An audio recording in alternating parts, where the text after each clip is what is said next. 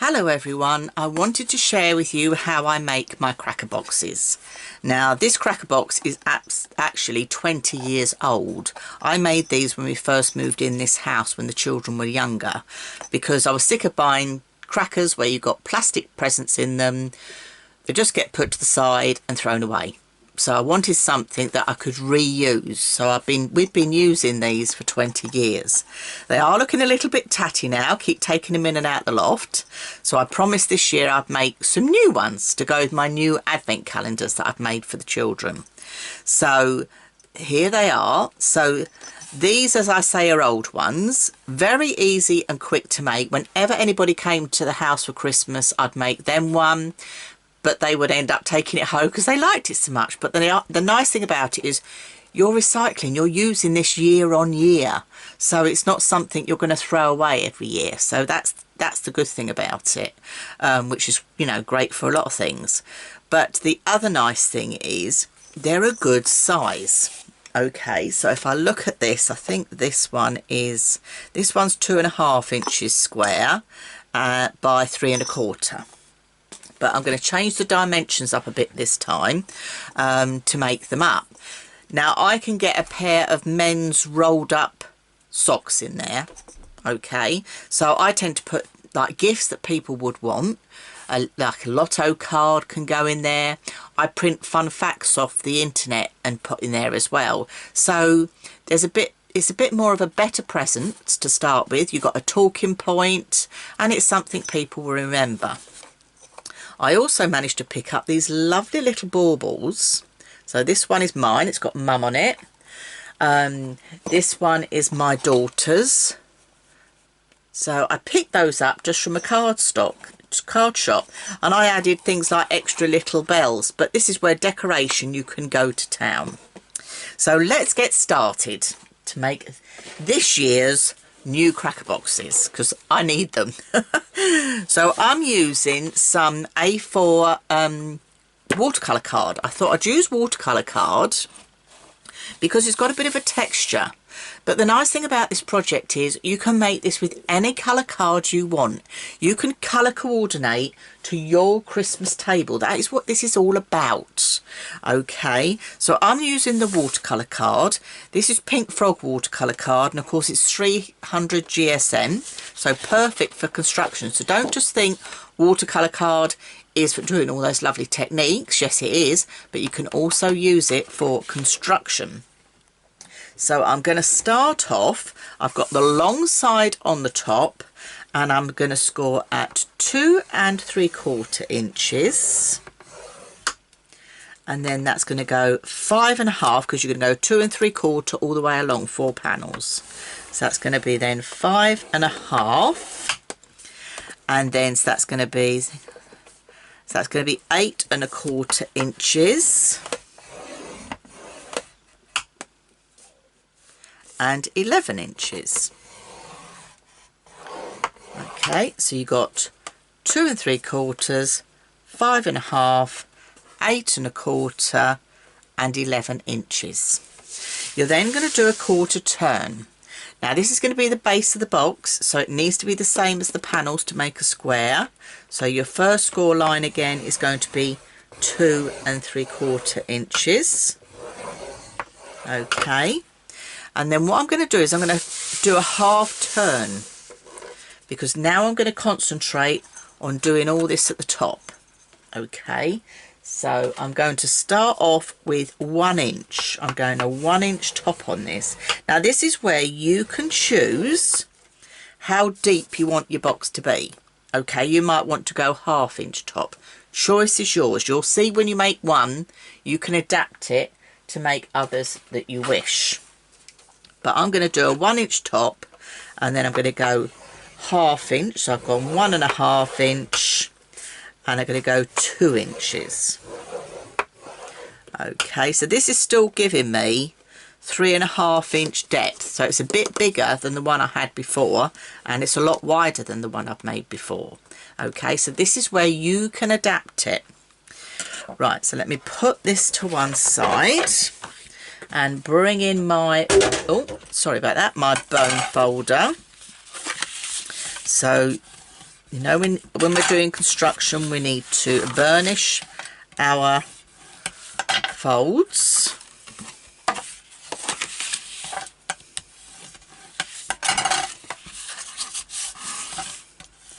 Get a nice good crisp burnish on those, because these will last. You know, as I say, mine are so old, but they're absolutely fine. I just put them in, I store mine in the loft in a polystyrene closed box, so they don't get the damp or anything on them in the loft. You know, when you have condensation and heat and cold up there, it's different temperature to the house. So I have that on there. So I've burnished all my score lines. So when you look at it, can you see here, this is going to be your piece that you're going to tie your ribbon round, okay? And this is your base. So let's trim a couple of little bits away. So I'm just going to do a very slight mitre. I'm going to cut these and then I will share with you what I've done. I'll lay it out on the table so you can see. Okay. Now when I'm cutting, I'm going up the score line. And then this one I'm going to mitre in a little bit. Now I like to have a straight one, a mitred one, a straight one, a mitred one. Because this then means when you're folding it, the first straight one goes inside at the bottom of the box and nothing falls down. The two mitred ones come in next. And then this is going to be your front one. I always never have the front one at an end. All will become clear as you're making it. Okay. So it all gives to that sturdiness of the boxes. These also make great treat boxes for gift giving as well, any time of year. The other way I have also used these, I'm just going to lay this on the counter a minute, is I've done these as Easter boxes, and I've got one in the other room and I forgot to bring it in. So I've done them as Easter boxes for my nieces and nephews and filled them with little chocolate eggs, so it's something a little bit different rather than having a huge grey egg. So you can use them all year round. So I've taken away that bottom piece. This one is cut straight. This one has got slight mitres. This one is straight, and this one has got slight mitres. Okay, so that's that bit. So the next bit we're going to do, and the thing is, this is not complicated. You are going to absolutely fly with making these. I'm just turning it over, and what I'm going to do is on here, I'm just going to mark with a pencil. I normally do this by eyeball, but I'm going to mark it with a pencil for you. I'm going to do 1/2 inch and then bring this in 1/2 inch. Okay, I'm not going to do the next one because it will become clear as we fold. So now I've done these before many years ago. You'd see a video on my website, and it shows you how to use an envelope punch board to make these, which is absolutely marvellous, but not everybody has an envelope punch board. I've made them before when I've been on telly or demonstrating and just using a square punch, but again, not everybody has a square punch. So by doing it this way, I just want to share with you another way you can do it with just a pair of scissors. Right, I will do those. So all I've done is I've marked in 1/2 inch. So that's in 1/2 inch. That is 1/2 inch from the score line. 1/2 inch, 1/2 inch from the score line. Okay, so you've got all your little markings done. Then the next thing is big scissors. And you're going to fold it in half. And you're going to go from this point to that point. And this point to that point. So you're going to cut a triangle, but I've got it folded in half. Don't beat yourself up too precious about this, because this is the part as well that is going to be folded up.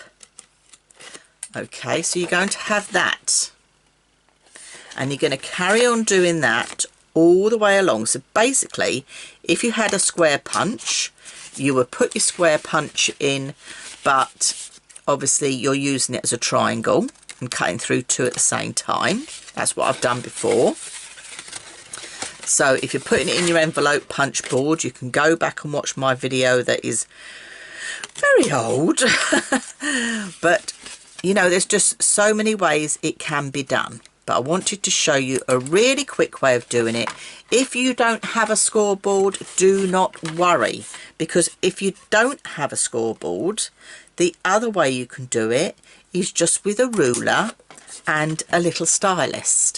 Okay, you could do it in your trimmer with a stylus. So don't think, oh well, I haven't got a scoreboard, Dawn, I can't do this, because you still can. You can still have fun and make these. Okay, so that is all my little elements out. Okay, so can you see that now? So that's all those little triangles, that's that out of the way. So that's the next bit. So I'm going to decorate mine. Now you would have seen on my original, I've got these lovely like dies. This is it, we've all got dies, so use your dies. So what I've done is I've actually cut some strips. So this is the die I'm using. This is a really old die. It's retired, it no longer exists unfortunately, but I love this because it's 12 inches long, so I use this a lot in scrapbooking. But any dies will do, any edgeable dies. This is where you can have fun with your decoration. So I was thinking of sticking this on the outside and then putting my decoration over the top. But then I'm thinking I might put it on the inside to give a bit of stability. Okay, so it's giving a bit more stability. Now I could stick this down all the way along and try and get my score lines in the correct place, and I'm just looking how that's going to fall. But actually I'm thinking I'm going to cut panels and put it on the inside, so I don't have to worry about the score lines. So that's what I think I'm going to do. So my measurement from there to there is 1 inch. So I'm going to trim this one down in my trimmer. I wanted to share this bit with you because it's just a great way of letting your project stretch. And some people think, okay, I've made that, but then how do I decorate? How did you do that, Dawn? I want to share it with you. So that is why I'm doing it. And I do like to film, as many of you know, in real time. I know a lot of you have enjoyed the Advent, Dawn's Fill Your Own Advent calendar this year.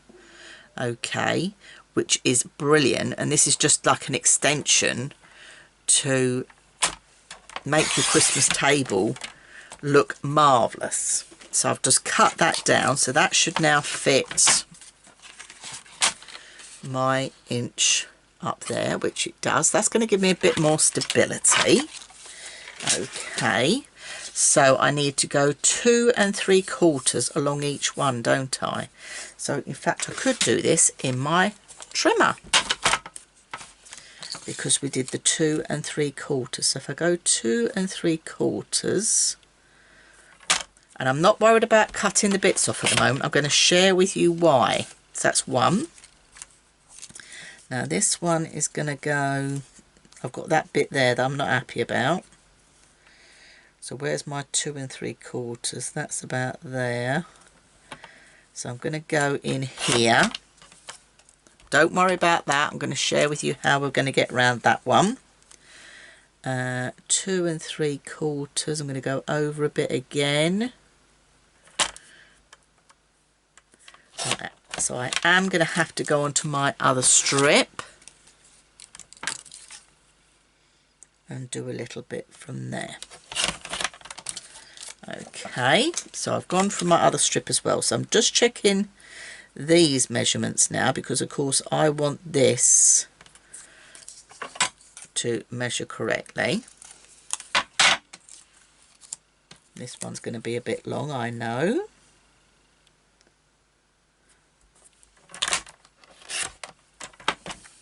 Okay, so I'm taking those bits off, and this one will be as well.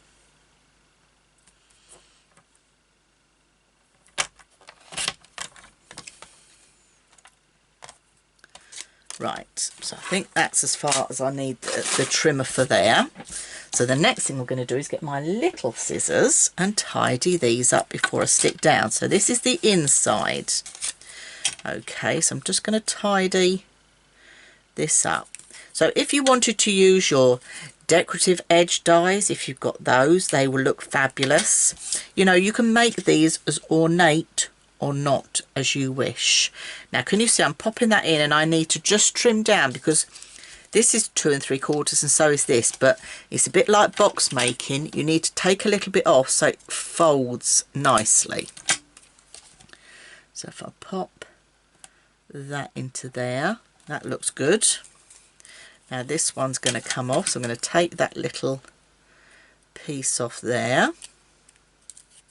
It might seem fiddly, but when I think my other ones are 20 years old, I don't mind, because it's not like I'm making them and I've got to make them again next week, because I'm making them and hopefully these will last another 20 years or till I change the colour scheme on my Christmas table.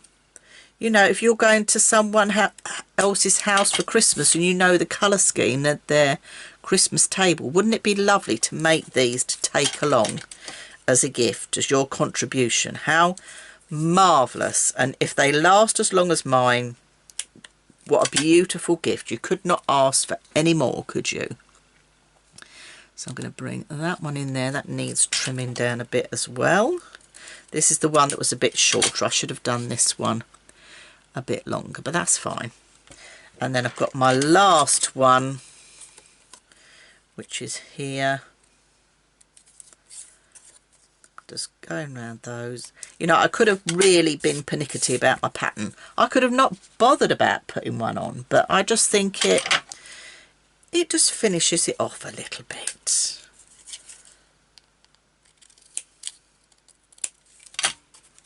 Okay. So I think I'm happy with that one. I'm going to trim that one down just a little bit more, because that's going to have the bit that folds under. Right, so that's all my trimming done. So I'm going to glue these on before we start folding it together. Okay, so I'm going to just put some glue on these. And I'm using the Pink Frog EVA because you know it dries nice and quickly. I'm just going to slide those off and just make sure that I've got that where I want it.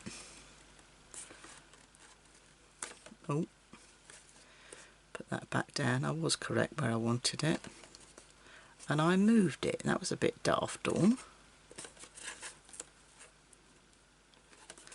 That's it. Okay, and I'm going to go along and do 2 more of these. I'm going to leave the last one, and I want you to see why I'm going to leave the last one. Excuse if you see my head popping up. Just double checking again. Yes, that's where I want it. And then the last one.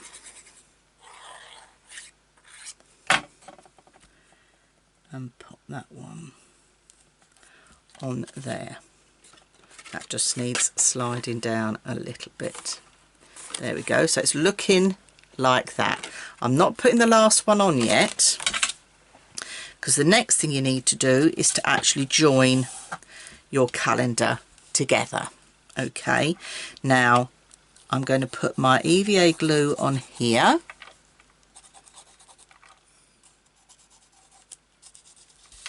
It should come up a bit so you can see what I'm doing. And the nice thing about having the fine nozzle is I can get close to the edge but not on the edge.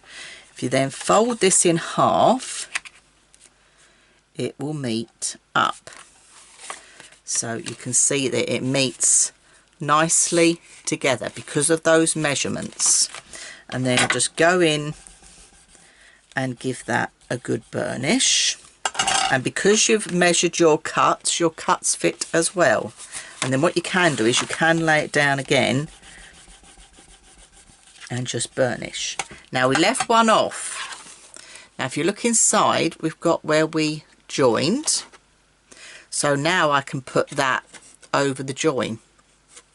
So again, it adds some more stability to your boxes, your cracker boxes. So pop that in there. So this one I'm not doing on the flat, sorry, I'm hoping you can see. There we go, get that one in there.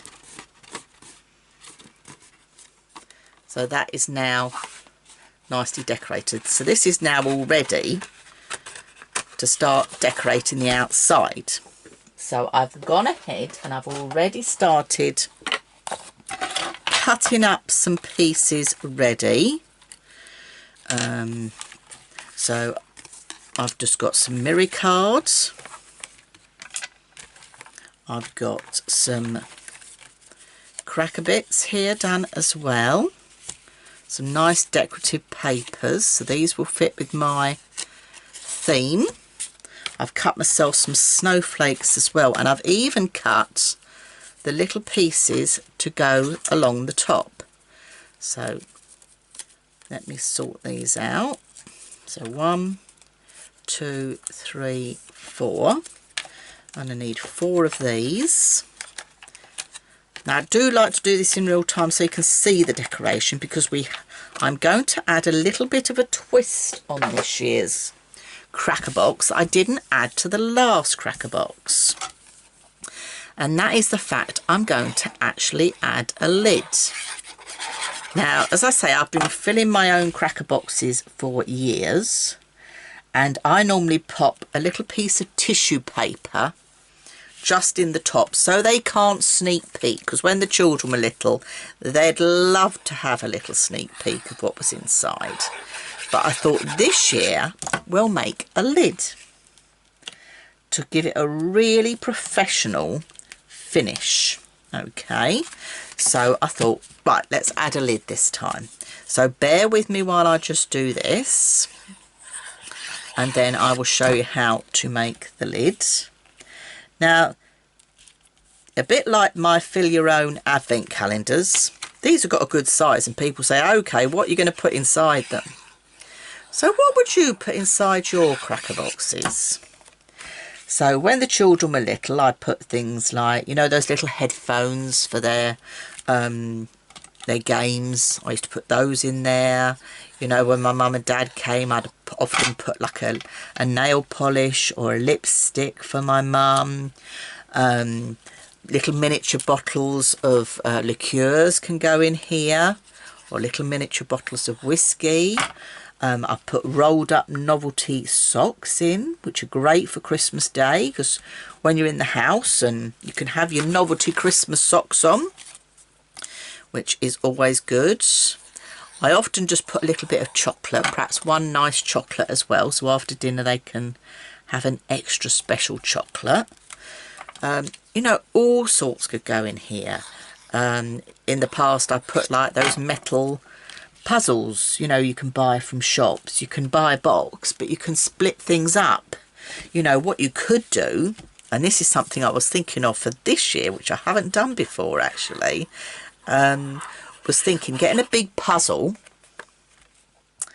and putting pieces of the puzzle in each box. So between courses, people can get together and put a puzzle together on the table. So it's just having that little break between courses on Christmas Day, a little bit of fun, a talking point. You know, there's just lots of different things that you can put in these little boxes. And I'd love to know what your ideas are, because I bet you've got some better ideas than me. You know, this is the thing. It could be anything. You know, if you know somebody, you've got someone coming in there into their crafting, you could pop a little die in here. You could do a little miniature ink pad. You know, there's lots of different things you could do. Another thing I used to do when the kids were little, you know those tiny little puzzle books? You get like little notebook size. They're only probably a little bit bigger than that. And I used to just fold it so I could fit it in the box. It's a bit like the socks. You've got to take the packaging off the top and roll them to fit them in. So, you know, go out, go shopping, have some fun. If you've got little girls, you know, you can go into those accessory shops and get hair bands put in there. You know, even for ladies, you could put hair scrunchie in there. You know, there is lots of little things you could buy. There's expensive things, but there's also cheaper things that you can get. But you can see how nicely it is already coming together just by matting and layering that blue on there. It's got that real wow. Okay, so then to join your box together, okay, I always look where the, let me open that, is where the join is, because I'd like to have that at the back. All right, so I'm going to put my piece, my flat piece, in first, and then this piece is going to go in next. So I always go flat first and then a mitered, and then another mitered,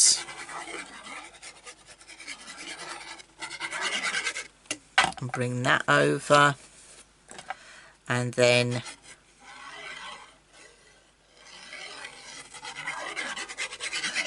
a flat piece, because then that just gives that a nice professional finish on the bottom there. And then stand that up, and then if I wipe my glue, this is where your glue bottle comes in handy, because you can put that in there and just give that a little burnish in the bottom to let that set. And then obviously when you tie with your ribbon, you've got that effect going on. But I said to you we were going to make a little box to go inside, a lid. So get yourself another piece of the watercolour, and you need to cut this down. So we're looking at 2 3/4 inches, and my sides are 1 inch, so 2 3/4 inches, and 1 inch and 1 inch is 4 3/4 inches. So I need a 4 3/4 inch square of card. All right,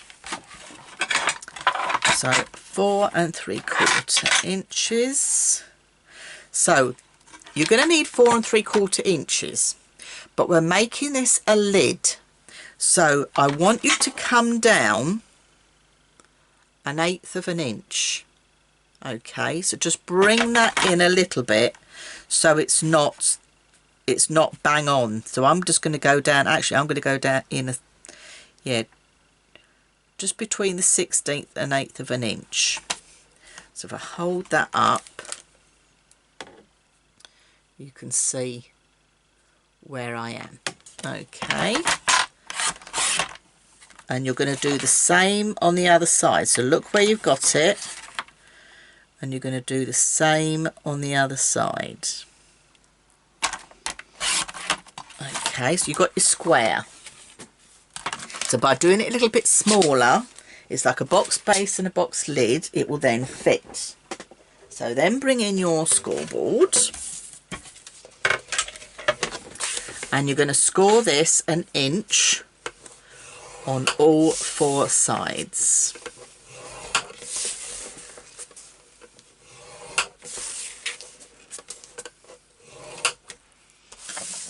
Okay,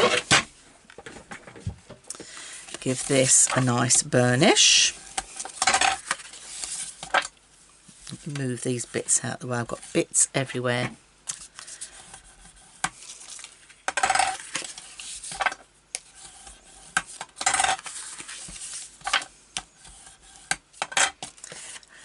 And then you're going to cut up to make your mitered corners. So I will cut this and share with you again. I like to just go round if I'm doing just a box base or box lid. Okay, so always straight, because that's the straight side you need, and then miter on the edges. You know, you could get the children making these, because they can follow the video just the same. So if the children are a little bit older, they could quite easily follow this video to make their own. And I did do a box lid, and I can't find it, but I will do. So that is my how it's going to look, and I'm just going to get another piece of card. Is that the same colour blue? Not quite. I don't think I've got another scrap of that colour. I've got some here I'm going to use. That's my, can be my pattern paper. Okay, but this is it. Go through your craft stash. See what you've got tucked away. I'm sure I had a piece here, but I obviously haven't. So I'll have to go with this. So this was 2 3/4. So for the top of this, in fact, I didn't give you the measurements for the sides. So let me do my box lid. So your box lid, I'm going to go in at 2.5.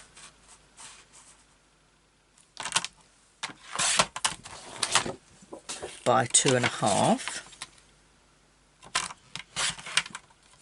for my piece that's going to go on the top, and then the pattern paper to go with that, I'm going to go 2 1/4 by 2 1/4 to go on the top. And what I didn't give you was the measurements for the panels, did I? That was very rude of me. So panels are batted and layered, personal choice.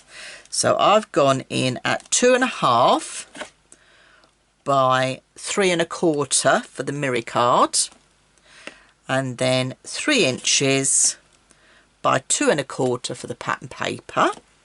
And then on the top here again I've gone 2.5 by 3/4 of an inch. And then the pattern paper is, it's not a half and it's not 3/4. I've just gone down a few eighths of an inch. So I've gone 1 2 3 4 5/8 of an inch by 2 1/4.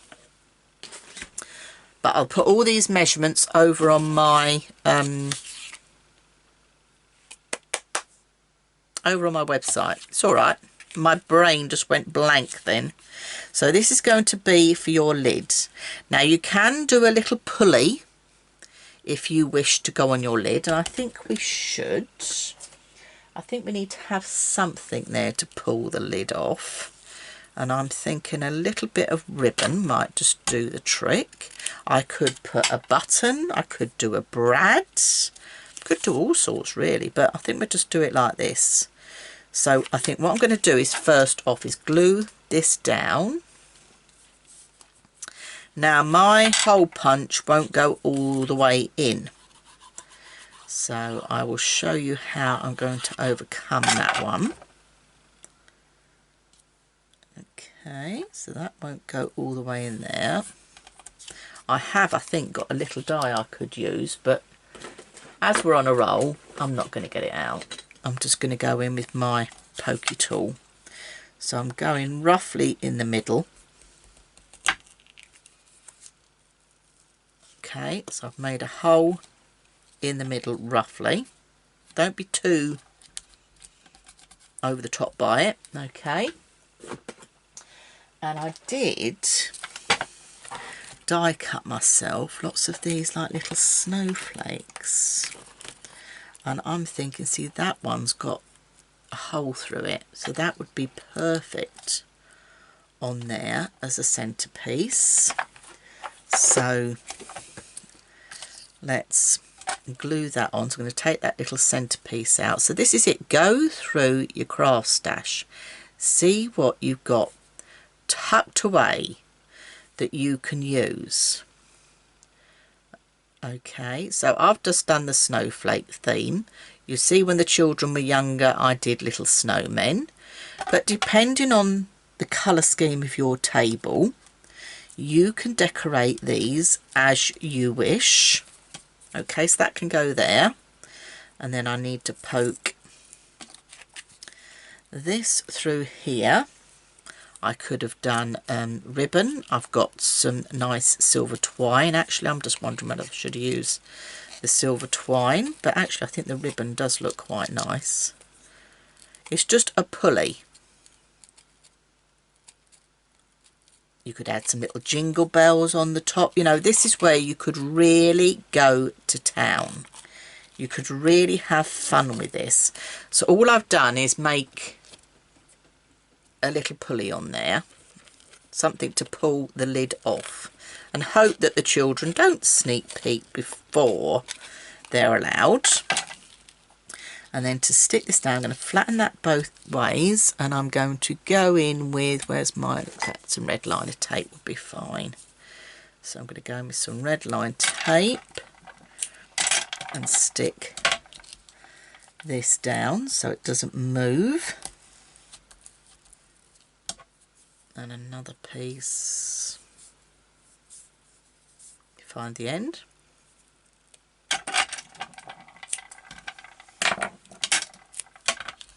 So this is just keeping this nice and flat on the lid. And in fact, I'm going to go in with a bit more, because this is going to last me years. This isn't going to be remade for next year.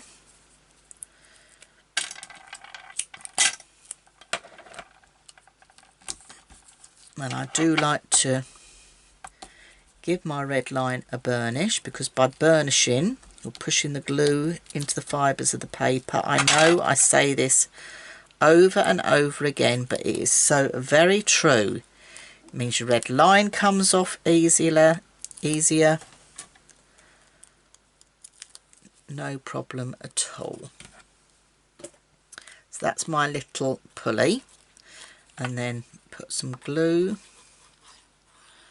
around the edge, because I can stick this then onto my lid first. And I do like the fact the watercolour gives that a nice bit of texture first off.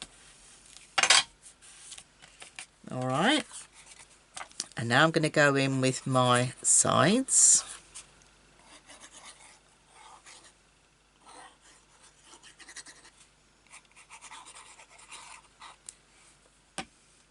And then we're going to fold these underneath to make our box lid. And I do have my little clips. I know they're quilting clips, but they're quite handy as an extra pair of hands when you're doing things like this.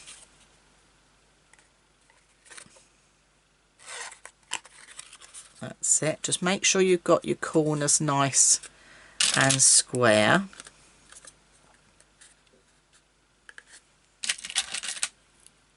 Okay, so got those clips on there, and then I'm going to go in now. I've got them all on.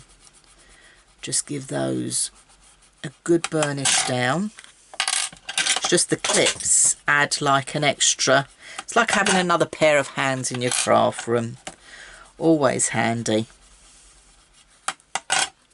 And that one on the top. That's it, that can go on there. So if I bring my cracker box in, make sure you've got all your pieces tucked in.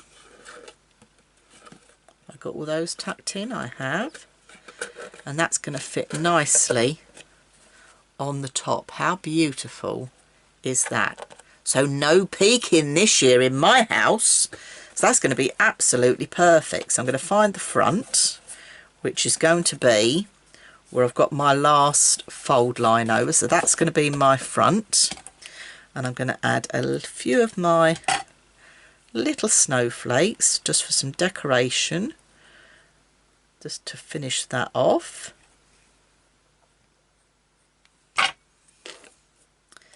There we go.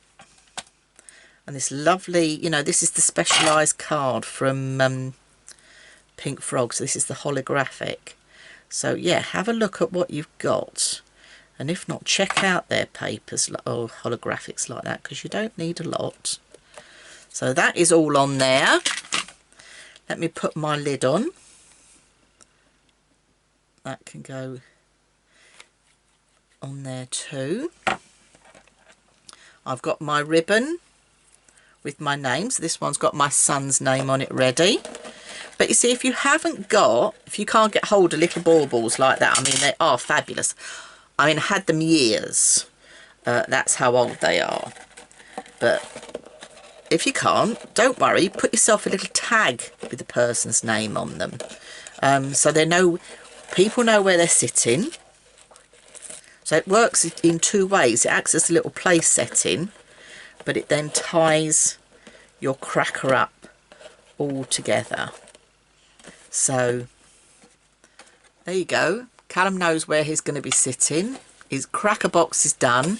A little bit bigger than previous ones. I'm going to have to find some bigger presents, but it means if I put socks in for him this year, they're going to fit even better. I won't have to squeeze them quite so tight.